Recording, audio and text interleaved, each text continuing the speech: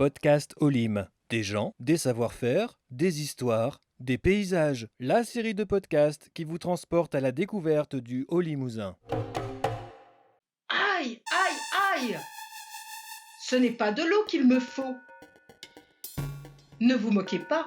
Si je crie, c'est que j'ai mal. Mes dents me font souffrir. Et ce n'est pas le chaperon qui est sur ma tête qui va me guérir. J'ai beau appliquer des herbes et quelques autres mixtures pour soulager la douleur, mais rien n'y fait. Le barbier en face m'a bien donné quelques conseils, mais les dents, ce n'est pas sa spécialité. Il n'y a plus grand monde dans cet endroit de la cité.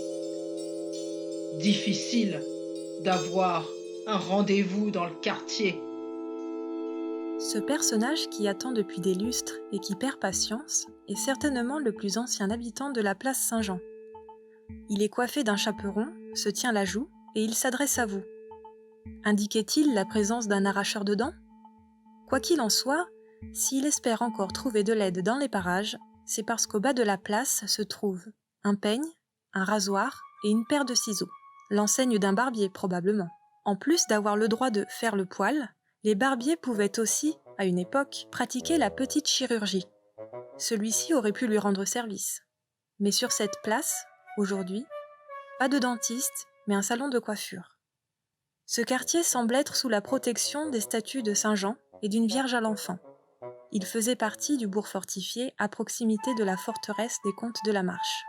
Les fortifications tombèrent peu à peu en ruine ou furent démolies à la suite des guerres de religion.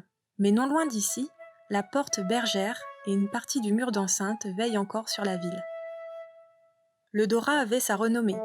La ville est nommée capitale de la Basse-Marche à partir du XVIe siècle, siège de la sénéchaussée et chef-lieu judiciaire. La bourgeoisie fait sa place en ville et une élégance particulière agrémente les quartiers autour de la collégiale.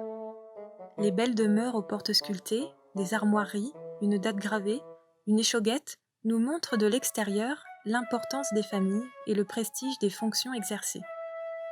Les noms de Claude de la Pouge ou de Pierre Aubert, des lieutenants généraux de la sénéchaussée, semblent appartenir à un passé proche.